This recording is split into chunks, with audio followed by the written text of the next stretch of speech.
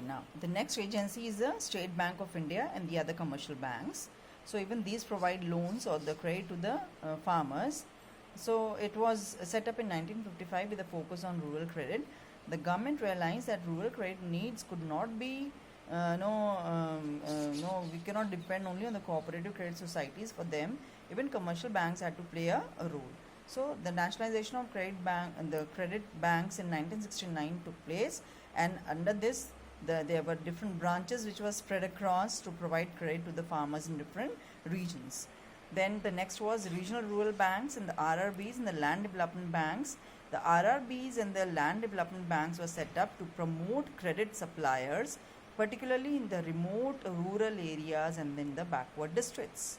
Yes, special loans and the areas were identified, and these two were to work for providing the rural to these people in the backward regions. So at the district level, it was to be identified, and the credit was to be provided to the weaker sections of the rural population. The National Bank for the Agriculture and the Rural Development, NABARD. It is an apex institution handling policy, planning and operations in the field of rural credit and the related economic activities. All the other banks which are providing credit to the rural areas, yes, they lie under the NABARD. So its main functions are to serve as an apex founding agency for the institution providing credit in the rural areas. It looks after that the work of the other banks is going on properly. Then to take appropriate measures to improve the credit delivery system, to see that they are delivered in time.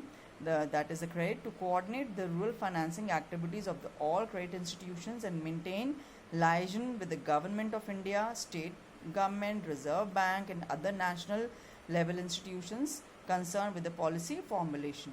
So this would coordinate with all the other agencies of the country and to undertake monitoring and evaluation of the projects refinanced by it, to see that the projects which are made by the banking system providing rural credit, they are implemented properly. Then rural banking, a critical evaluation. So what is a few positive and negative impacts we can see of the rural banking? Let us see about the positive impact. The nationalization of commercial banks marked the beginning of the social banking in rural areas, implying provision of institutional credit at moderate rate of interest. Yes, so the loan was given at a moderate rate of interest to the farmers. Establishment of NABARD as an apex institution, yes, was coordinating the activities of all the other financial institutions engaged in the rural credit program. It has made a substantial difference in the institution of the rural credit. Rural financing now has become much more organized than ever before. Then it is not denying the fact that the institutional credit has gone a long way in liberating the farmers from the debt trap of mahajans and moneylenders. They're much better off now, the farmers, as compared to what they were earlier. Yes, when they were under the debt of the moneylenders. So also it is not denying the fact that institutional credit has promoted commercialization of agriculture. Yes, people the farmers are taking loans and they're growing the crops on a larger scale and selling the produce in the market, thereby earning cash in return. So thereby this has encouraged the commercial farming as it wasn't earlier. Then negative impact, it has many negative aspects also. The banking credit or the institutional credit has invariably been tied to collateral. Anyone who is going to seek a loan from these banking institutions, any farmer has to show some sort of security or collateral. Yes, but many of the farmers are so poor, the marginal farmers and the small farmers, they hardly have any property to show. So that is why they are denied the loan. And then it is seen that owing to the political populism, the political pressure, the government has often shown laxity in forcing the farmers to pay the loans back. So it means what?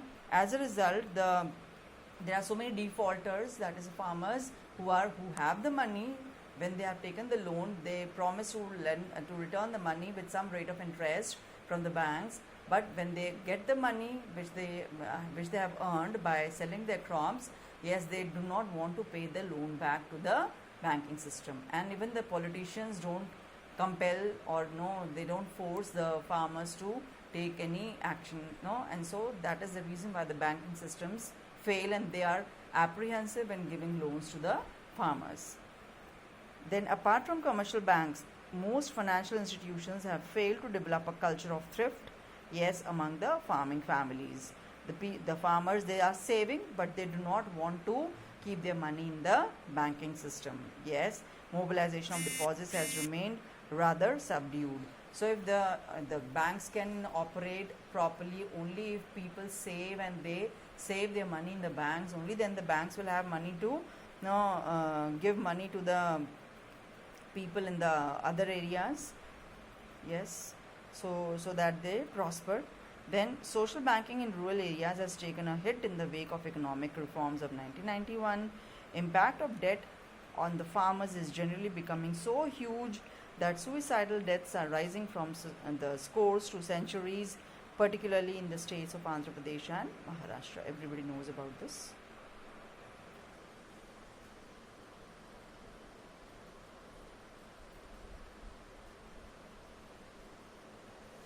Then we come to the challenge of agricultural rural marketing, the various challenges.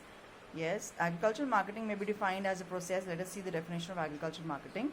It is gathering the produce after harvesting, processing the produce, that is separating them from the grains, then grading the produce according to its quality, packing the produce according to buyers' preferences, storing the produce for further sale, and selling the produce when the price is lucrative. All this is covered up in the agricultural marketing.